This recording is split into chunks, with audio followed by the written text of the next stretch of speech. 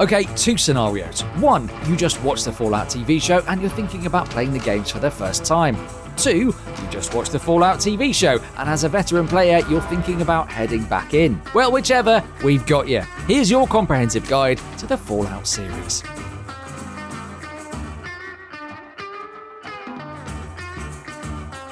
Hello and welcome to ROG Global, where we celebrate PC gaming, occasionally watch TV, and hoard soda bottle caps, just in case.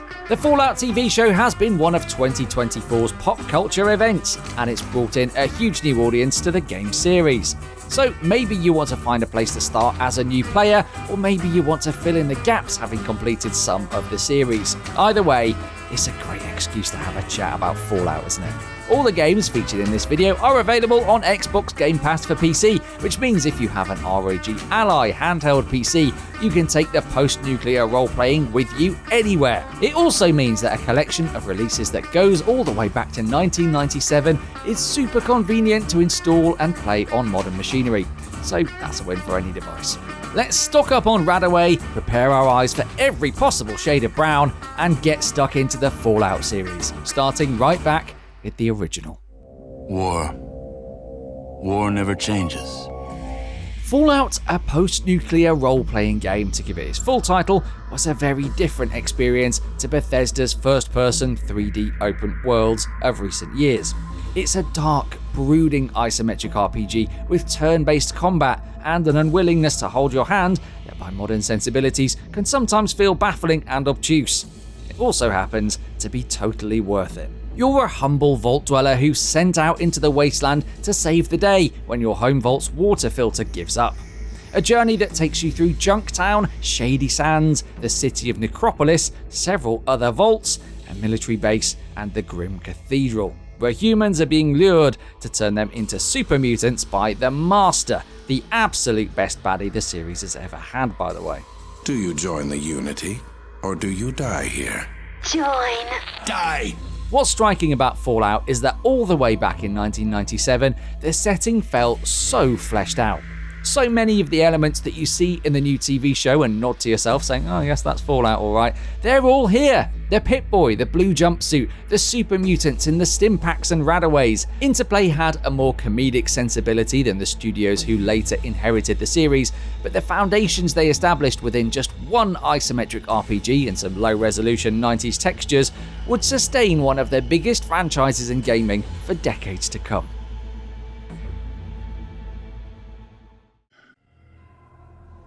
Come in, Chosen One. There are things you must know. And then, less than a year later somehow, Fallout 2 popped up. Once again, it's an isometric turn-based RPG rather than the first-person open-world games we've grown familiar with, and although it's credited as being developed by Interplay subdivision Black Isle, several key figures from the first game stayed on to steward Fallout 2's remarkably short development time. There are certainly shades of similarity between the story here and that of the original. You're a direct descendant of the first game's Vault Dweller protagonist, living a quiet life in the town of Arroyo until the village elder asks you to do something about this terrible drought you've been having recently. A water chip won't do it this time. You need to go and find a Garden of Eden creation kit, or GECK, and bring it back to usher in a nice, leafy, plentiful future for your town. So you set off in your relative's blue jumpsuit and a Pip-Boy and head to nearby Vault 13, where instead of finding a GECK, you find a gang of super intelligent and quite chatty Deathclaws. Meanwhile, your hometown's been overrun by the Enclave, the remnants of the US government who now use their firepower to terrorize what's left of the population.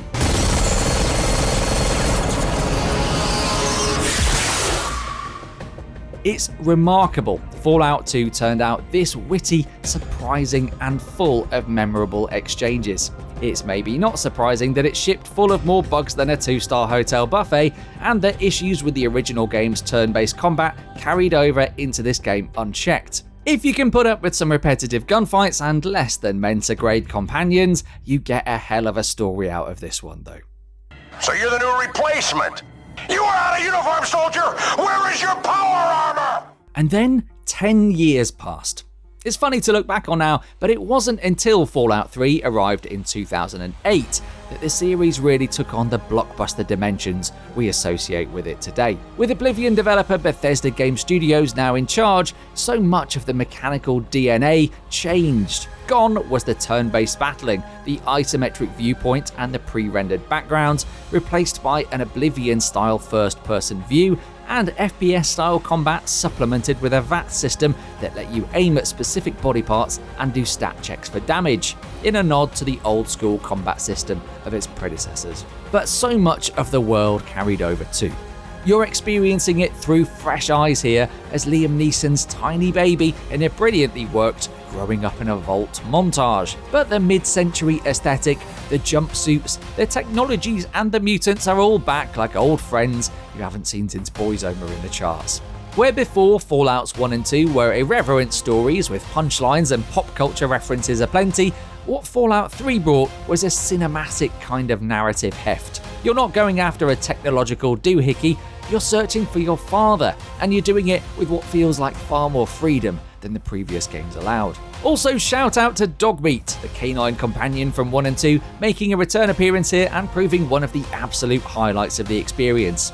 If turn-based combat and retro visuals aren't your thing, Fallout 3 might be the best way into the series. The universe is preserved respectfully from those 90s releases, but the controls and overall experience feel that bit more contemporary and comfortable. Galaxy News Radio, bringing you the truth, no matter how bad it hurts. And now, some music.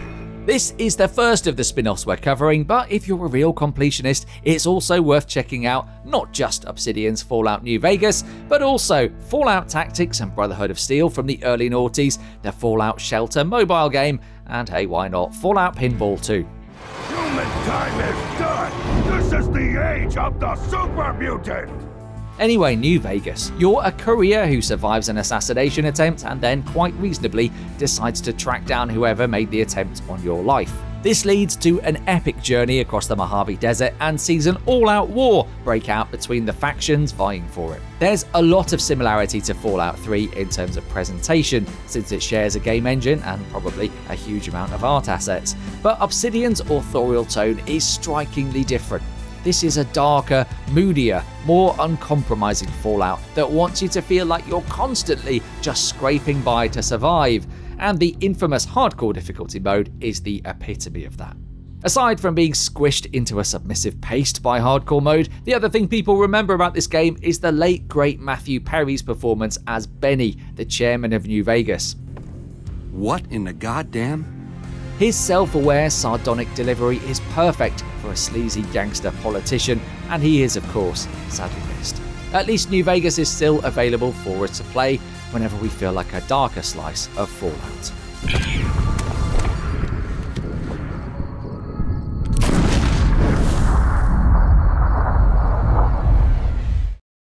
Okay, we're on to number 4 now, and if you're still deliberating about which game to start with, it should be said that Bethesda Game Studios' 2015 release is the most feature complete, the most accessible, and the most modded of all the Fallout games. If you want to build bases as well as questing and leveling up, this is your entry point.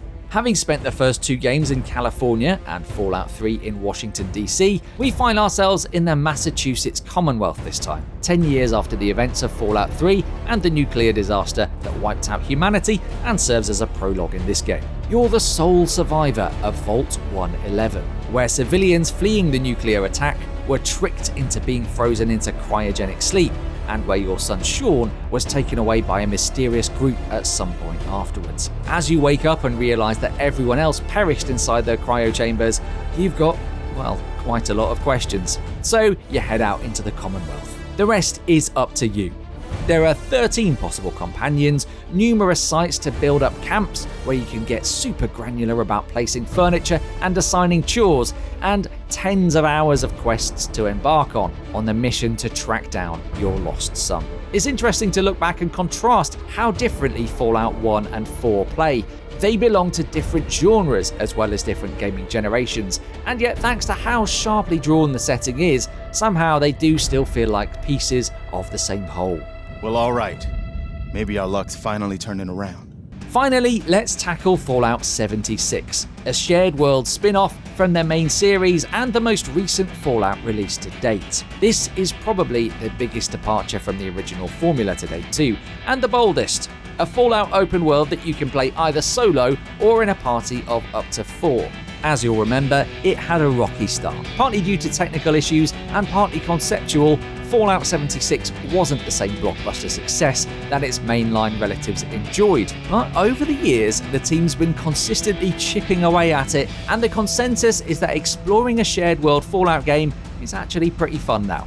Since the TV show dropped on Amazon, its player numbers have gone through the roof, and it's enjoying a second life. Should you start here then? No, probably not. It's extremely light on story and kind of relies on you already knowing the established lore. But as a companion piece to the single-player RPGs, 76 has become worthwhile. That's partly due to the introduction of human NPCs as of 2020.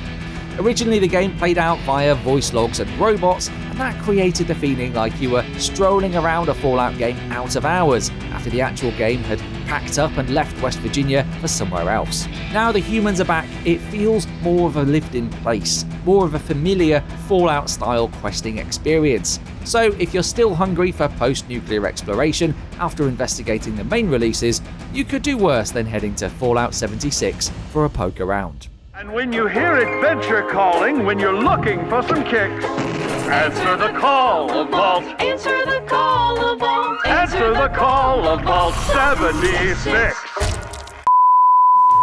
And there we go, your complete guide to Fallout. Although, cards on the table, we did skip over Fallout Pinball a bit, didn't we? Who wants a full deep dive into Fallout Pinball?